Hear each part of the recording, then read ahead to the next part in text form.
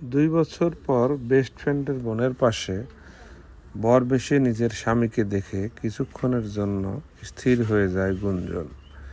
এক দৃষ্টিতে কিছুক্ষণ তাদের দিকে তাকিয়ে থাকে, পরক্ষণে নিজেকে সামলে নিয়ে সেখান থেকে অন্যদিকে চলে যায়।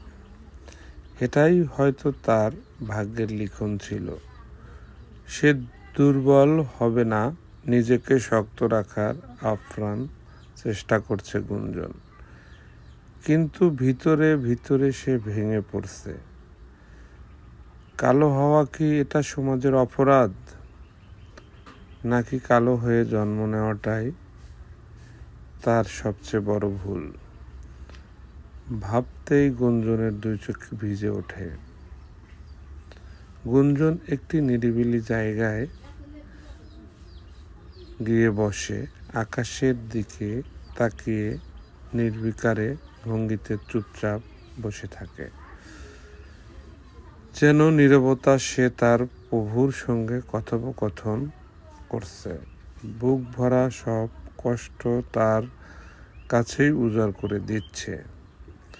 ঠিক তখনই পিছন থেকে গুঞ্জনের বেস্ট ফ্রেন্ড এসে বলে, কি রে গুঞ্জন, তুই এখানে কি করছিস? তোকে সারা বাড়ি খুঁজে এলাম, আর তুই এখানে একা বসে আছিস? চল চল, ওইদিকে বিয়ে পড়ানো শুরু হয়ে গেছে। কথাটা শুনতেই গুঞ্জনের বুকের ভিতরে যেন তীব্র ঝড় বয়ে যায়। নিজের স্বামীর বিয়ে নিজের চোখের সামনে হবে, এমন দৃশ্য কোনো মেয়েই বা কীভাবে মেনে নিতে পারে? যদিও সে জানতো রিয়াদ কোনোদিনই তার কাছে ফিরে আসবে না, তবুও এই 2 বছর বুক ভরা আশা নিয়ে অপেক্ষা করে ছিল। হয়তো একদিন সে ফিরে আসবে, হয়তো নিজের ভুল বুঝতে পারবে, হয়তো একবার অন্তর থেকে নিজের স্ত্রী হিসাবে স্বীকার করবে। কিন্তু রিয়াদ তার সেই সমস্ত আশাকে মিথ্যা প্রমাণ করে দিল। সে আর ফিরে এলো না, বরং আজ থেকে সে সম্পূর্ণভাবে অন্য কারোর হয়ে গেল। কথাটা ভাবতেই গুঞ্জনের বুকের ভিতরটা মোচড় দিয়ে ওঠে। ঠোঁটের কোণে এক ফোঁটা তিক্ত হাসি ফুটে ওঠে, আর অজান্তেই তার বুক চিরে বেরিয়ে আসে এক দীর্ঘশ্বাস। গুঞ্জন বিয়ের আসরে এসে এক কোণে চুপচাপ দাঁড়িয়ে রইল। দূর থেকে রিয়াদের দিকে তাকিয়ে থাকতে থাকতে তার বুকের ভেতরটা মোচড় দিয়ে উঠছে। আজ রিয়াদকে ভীষণ হাসি খুশি লাগছে। লাগবেই বা না কেন, সে তো আজ তার মনের মতো জীবনসঙ্গী পেয়েছে।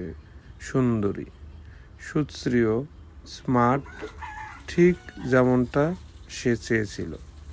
কিছুক্ষণের মধ্যেই তাদের বিয়ের আনুষ্ঠানিকতা সম্পূর্ণ হয়ে যায়। গুঞ্জন শুধু নির্ভীক দর্শকের মতোই দাঁড়িয়ে দাঁড়িয়ে সব কিছু দেখল। চাইলেও কিছুই করতে পারল না। হঠাৎ রিয়াদের নজর গিয়ে পড়ল গুঞ্জনের উপর। তাকে এখানে দেখে মুহূর্তেই চমকে উঠল সে। গুঞ্জন এখানে কেন? আবার কোনো ঝামেলা করবে না তো? এই চিন্তায় রিয়াদের অস্থিরতা বেড়ে গেল। সে হঠাৎ উঠে দাঁড়িয়ে ঈশিতার দিকে তাকিয়ে বলল, আমি একটু আসছি। ঈশিতা মুচকি হেসে মাথা নাড়াল। রিয়াদ সবার আড়ালে গুঞ্জনের হাত শক্ত করে ধরে টানতে টানতে একটি নির্জন জায়গায় নিয়ে এলো। তারপর রাগে ফুঁসতে ফুঁসতে বলল, তুমি এখানে কেন এসেছো? তোমার লজ্জা করে না এই কালো চেহারা নিয়ে এখানে আসতে? নাকি আমার বিয়ের খবর শুনে ধেই ধেই করে ঝামেলা পাকাতে চলে এসেছো? একটু থেমে সে আবার বলল, শুনে রাখো, যদি কোনো রকম ঝামেলা করার চেষ্টা করো তাহলে তোমাকে আমি ছেড়ে কথা বলবো না। গুঞ্জন কোনো উত্তর দিল না, শুধু এক দৃষ্টিতে রিয়াদের দিকে তাকিয়ে রইল। তার মনে হলো একজন মানুষ কতটা জঘন্য হলে আর একজনকে এতটা অপমানজনক ভাষায় আঘাত করতে পারে। রিয়াদ আবার বিদ্রূপের হাসি হেসে বলল, তোমাকে তো ছেড়ে চলে এসেছি, আবার কেন ফিরে এসেছ?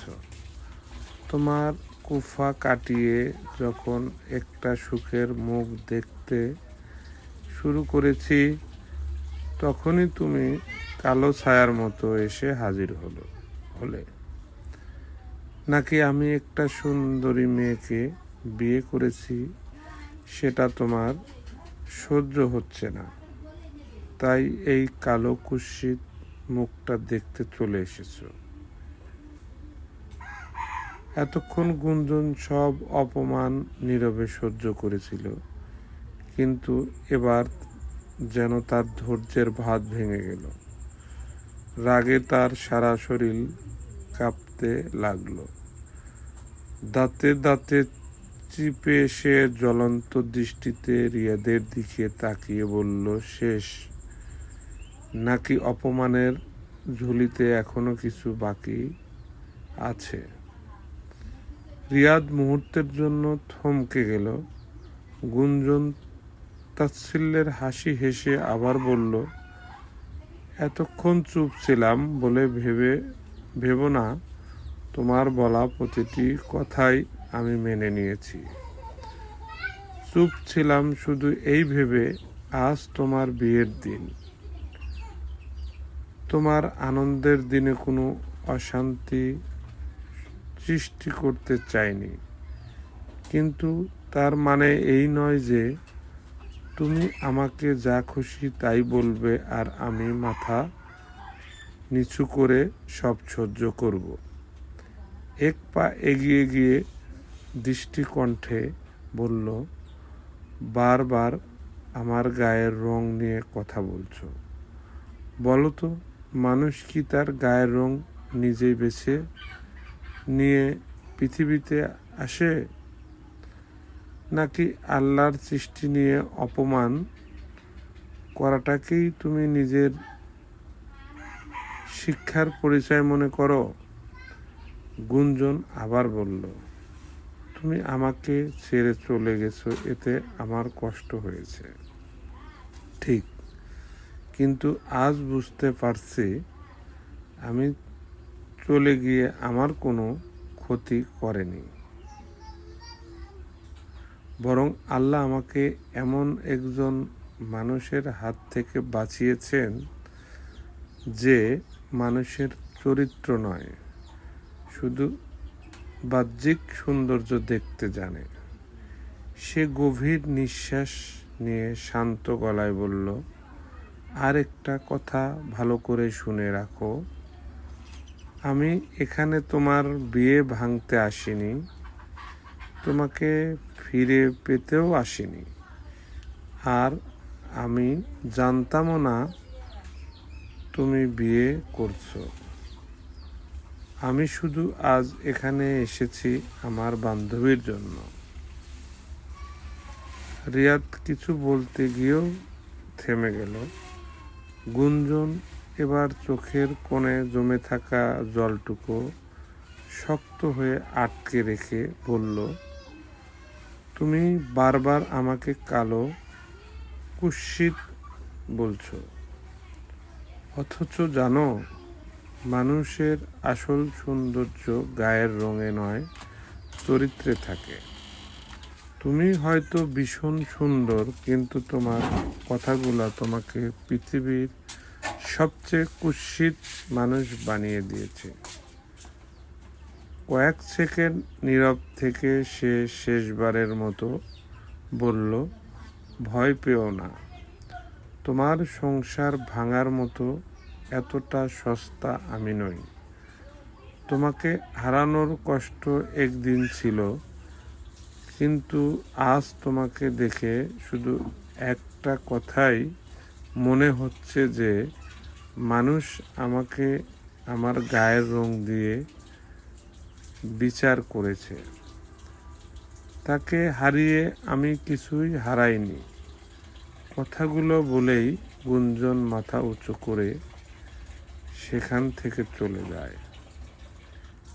আর রিয়াদ নির্ভীক হয়ে তার চলে যাওয়ার দিকে তাকিয়ে রইল। রাতে গুঞ্জন আকাশের পানে মুখ করে তাকিয়ে বলে, উঠে উঠে কালো মেয়েরা কি এতটাই ঘৃণিত যে তাদের সম্মান, অনুভূতি আর স্বপ্নের কোনো মূল্যই নেই? কেন তাদের দেখলে শুরু হয় অবহেলা, তুচ্ছ তাচ্ছিল্য, ব্যঙ্গ আর অপমান? গায়ের রং কি একজন মানুষের চরিত্রের যোগ্যতা, ভালোবাসা বা মানবিকতার মাপকাঠি? কালো বলেই কি একটা মেয়ের হাসির কোনো দাম নেই? কালো বলেই কি তার স্বপ্নগুলো রঙিন হয়ে যায়? কেন সমাজে এখনো সৌন্দর্যের মাপকাঠিতে মানুষের মন নয়, গায়ের রঙকে বিচার করে? যে মেয়েটা দিনের শেষে সবার মুখে হাসি ফোটায়, সেই মেয়েটাই আয়নার সামনে দাঁড়িয়ে নিজের রঙের জন্য নীরবে চোখে জল ফেলে। তার অপরাধ শুধু একটাই, সে ফর্সা নয়। কেন কালো? মেয়েদের বারবার শুনতে হয় আরেকটা ফর্সা হলে ভালো লাগতো। কেন তাদের যোগ্যতা, মায়া, ভালোবাসা আর ব্যক্তিত্ব সবকিছুই হারিয়ে যায় শুধু গায়ের রঙের কাছে? রং তো সৃষ্টিকর্তা দান করে, তবুও মানুষ রং দিয়ে মানুষকে ছোট করে। কিন্তু কেউ কি কখনো ভেবেছে কালো মেঘ বৃষ্টি হয়ে পৃথিবীকে শান্তি দেয়, কালো মাটি ফসল ফলায়, কালো রাতি হাজারো তারার সৌন্দর্যকে ফুটিয়ে তোলে? তাহলে কালো মেয়েটা কেন অবহেলায় আরেক নাম হবে? গল্প প্রেমের গুঞ্জন পর্ব 1 চলবে।